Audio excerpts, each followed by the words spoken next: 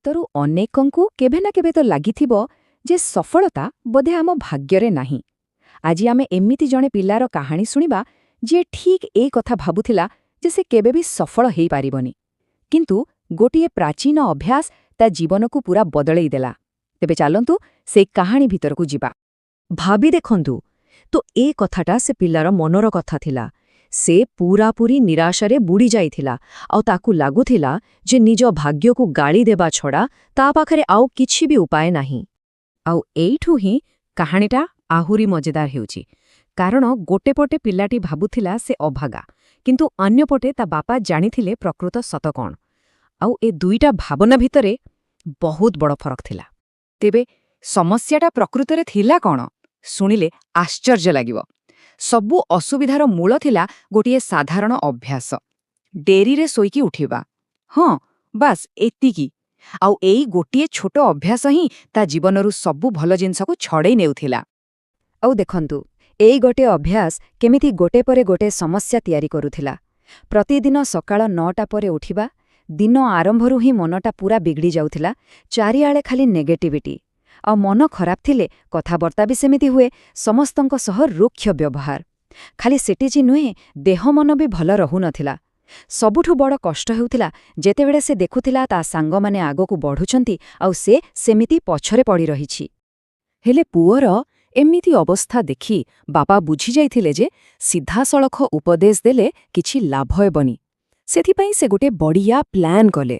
ଶୃଙ୍ଖଳା ବା ଡିସିପ୍ଲିନର କଷ୍ଟ ପାଠକୁ ସେ ଗୋଟେ ରୋମାଞ୍ଚକର ଖୋଜରେ ବଦଳେଇ ଦେଲେ। ସଫଳତାର ଏକ ଗୁପ୍ତ ମନ୍ତ୍ର ଖୋଜିବାର ଖୋଜ। ଏଠି ଦେଖନ୍ତୁ, ଦୁଇ ଜଣଙ୍କର ଚିନ୍ତାଧାରା କେତେ ଅଲଗା ଥିଲା। ପୁଅ ଭାବୁଥିଲା ତାକୁ ଗୋଟେ ମ୍ୟାଜିକ୍ ମନ୍ତ୍ର ମିଳିଯିବ ଆଉ ସବୁକିଛି ରାତାରାତି ଠିକ୍ ହେଇଯିବ। କିନ୍ତୁ ବାପାଙ୍କର ଯୋଜନା ଥିଲା ବହୁତ ଗଭୀର। ସେ ଚାହୁଁଥିଲେ ତା ପୁଅ ଜଣେ ଜ୍ଞାନୀ ଋଷିଙ୍କ ପାଖରୁ ଶୃଙ୍ଖଳାର ପ୍ରକୃତ ମୂଲ୍ୟ ବୁଝୁ। ହେଲେ କଥାଟା ଏତେ ସହଜ ନଥିଲା। ମନ୍ତ୍ର ପାଇବା ପାଇଁ ଗୋଟେ ପରୀକ୍ଷା ଦେବାକୁ ପଡ଼ିବ। ଆଉ ଋଷି ତା ଆଗରେ ଗୋଟେ ବଡ଼ ଚ୍ୟାଲେଞ୍ଜ ରଖିଲେ। ସର୍ତ୍ତ ଥିଲା ତାକୁ ପୁରା 21 ଦିନ ପାଇଁ ଆଶ୍ରମରେ ରହିବାକୁ ପଡ଼ିବ ଆଉ ସବୁ ନିୟମକୁ ବିନା କୌଣସି ପ୍ରଶ୍ନରେ ମାନିବାକୁ ପଡ଼ିବ। 21 ଦିନ। କାହିଁକି 21 ଦିନ? କାରଣ କୌଣସି ବି ଅଭ୍ୟାସକୁ ନିଜର କରିବା ପାଇଁ ଏତିକି ସମୟ ଲାଗିଥାଏ ବୋଲି କୁହାଯାଏ। ତେଣୁ ଏହା କେବଳ କିଛି ଦିନର କଥା ନଥିଲା, ଏହା ଥିଲା ତା ଧୈର୍ଯ୍ୟ ଆଉ ଇଚ୍ଛାଶକ୍ତିର ପରୀକ୍ଷା। ଏଇଥିରୁ ହିଁ ଜଣାପଡ଼ିଥାନ୍ତା ଯେ ସେ ସତରେ ବଦଳିବାକୁ ଚାହୁଁଛି ନା ନାହିଁ। ଯାତ୍ରାଟା ଆରମ୍ଭ ହୋଇଗଲା। ପ୍ରଥମ ଦିନ ପୁରା ଜୋଶ, ସବୁ ଠିକ୍ଠାକ୍ ଚାଲିଥିଲା। କିନ୍ତୁ ଅଷ୍ଟମ ଦିନରେ ଗୋଟେ ବଡ଼ ଭୁଲ ହେଇଗଲା। ସେ ଡେରିରେ ଉଠି ପଡ଼ିଲା। ବାସ୍, ତାକୁ ଲାଗିଲା ଯେମିତି ସବୁକିଛି ସରିଗଲା। ତାର ସଂକଳ୍ପ ଭାଙ୍ଗିଗଲା। ହେଲେ ଠିକ୍ ସେଇ ସମୟରେ ଯେତେବେଳେ ସେ ପୁରା ହାରିଯାଇଥିଲା, ଋଷି ତାକୁ କହିଲେ, କିଛି ହେଇନି, ପୁଣି ଥରେ ଆରମ୍ଭ କର। ଆଉ ଏଇଠୁ ହିଁ ପ୍ରକୃତ ଯାତ୍ରା ଆରମ୍ଭ ହେଲା।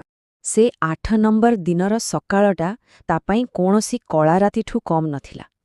ଯେମିତି ହିଁ ତା ନିଦ ଭାଙ୍ଗିଲା, ସେ ବୁଝିଗଲା ଯେ ସେ ତାର ଗୋଟିଏ ମାତ୍ର ସୁଯୋଗ ହରେଇ ଦେଇଛି। ପୁରା ଭାଙ୍ଗି ପଡ଼ିଲା ସେ।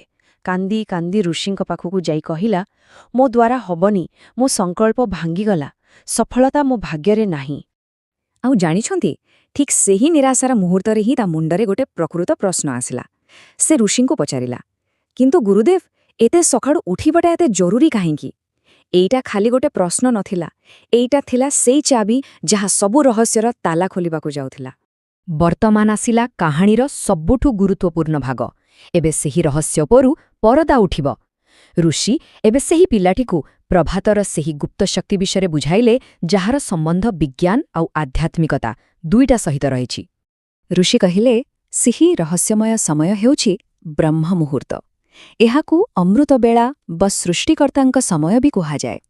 ସମୟଟା ହେଉଛି ଭୋର 3ଟାରୁ ସକାଳ 6ଟା ଭିତରେ। ଏମିତି କାହିଁକି? କାରଣ ଏହି ସମୟରେ ପୁରା ବ୍ରହ୍ମାଣ୍ଡର ନକାରାତ୍ମକ ଶକ୍ତିଗୁଡ଼ିକ ଶାନ୍ତ ଥାଆନ୍ତି ଆଉ ସକାରାତ୍ମକ ଶକ୍ତି ଚରମ ସୀମାରେ ଥାଏ। ଏହି ସମୟରେ ମନ ବି ପୁରା ଶାନ୍ତ ରହେ। ତେଣୁ ଯେକୌଣସି ସଂକଳ୍ପ ନେଲେ ତାହା ସିଧା ଆମ ଅବଚେତନ ମନରେ ବସିଯାଏ ଆଉ ସଫଳ ହେବାର ସମ୍ଭାବନା ବହୁତ ବଢ଼ିଯାଏ। ଋଷି ଆହୁରି ସରଳ ଭାବରେ ବୁଝାଇଲେ। ସେ କହିଲେ, ପୁରା ରାତିକୁ 4 ଭାଗରେ ବାଣ୍ଟି ଦିଆଯାଇପାରେ।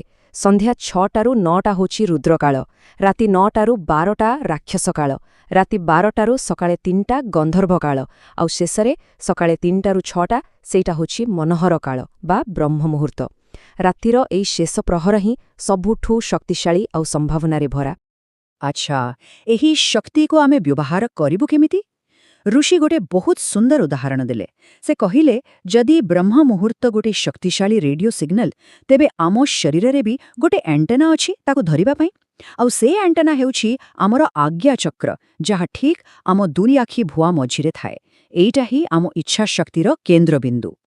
ତାପରେ ଋଷି ତାକୁ ପ୍ରକୃତ କୌଶଳ ଶିଖାଇଲେ। ବହୁତ ସରଳ। ପ୍ରଥମେ ଗୋଟେ ଶାନ୍ତ ଜାଗାରେ ମେରୁଦଣ୍ଡ ସିଧା କରି ବସିବାକୁ ହେବ। ତାପରେ ନିଜର ପୂରା ଧ୍ୟାନକୁ ସେହି ଆଜ୍ଞାଚକ୍ର ଉପରେ କେନ୍ଦ୍ରିତ କରିବାକୁ ପଡ଼ିବ। ଏହାପରେ ଗଭୀର ଭାବେ ନିଶ୍ୱାସ ନେଇ ତାକୁ ଭିତରେ ଅଟକାଇ ରଖିବାକୁ ହେବ। ଆଉ ଯେତେବେଳେ ନିଶ୍ୱାସ ଅଟକିଛି, ମନେ ମନେ ନିଜ ଇଚ୍ଛା ବା ସଂକଳ୍ପକୁ ଦୋହରାଇବାକୁ ପଡ଼ିବ। ଯେତେବେଳେ ଆଉ ନିଶ୍ୱାସ ଅଟକାଇ ହେବନି, ଧୀରେ ଧୀରେ ଛାଡ଼ିଦେବାକୁ ହେବ। ଏମିତି ମାତ୍ର 3-4 ଥର କରିବା ଦରକାର। ବାସ୍, ଏଇଟା ହିଁ ଥିଲା ପ୍ରକୃତ ମନ୍ତ୍ର। ଏହି ଜ୍ଞାନ ପାଇବା ପରେ ସବୁକିଛି ବଦଳିଗଲା। ଏବେ ସେ ପିଲାଟି ଆଉ ବାଧ୍ୟବାଧକତାରେ କିଛି କରୁନଥିଲା। ଏବେ ସେ ବୁଝିଯାଇଥିଲା ଯେ ସେ ପ୍ରକୃତରେ କ'ଣ କରୁଛି ଆଉ କାହିଁକି କରୁଛି। ଏଥର ସେ କୌଣସି ସର୍ତ୍ତ ପାଳନ କରୁନଥିଲା, ବରଂ ନିଜକୁ ନିଜେ କରୁଥିଲା। ଆଉ ତାପରେର ଯାତ୍ରା, ସେଥିରେ ଥିଲା ଅସଲ ସମର୍ପଣ, ଆଉ ଫଳାଫଳ ବି ଥିଲା ଚମତ୍କାର। 21 ଦିନର ଏହି ସାଧନା ପରେ ସେ ପିଲାଟି ଆଉ ପୂର୍ବ ପିଲା ହିଁ ରହିନଥିଲା।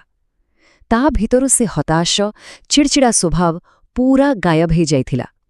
ତା ବଦଳରେ ଠିଆ ହୋଇଥିଲା ଜଣେ ଶାନ୍ତ, ଶୃଙ୍ଖଳିତ ଆଉ ଆତ୍ମବିଶ୍ୱାସରେ ଭରପୂର ଯୁବକ। ଯେଉଁ ପରିବର୍ତ୍ତନ ବାହାର ଦୁନିଆରେ ଖୋଜୁଥିଲା, ତାହା ତା ନିଜ ଭିତରେ ହିଁ ଘଟିସାରିଥିଲା।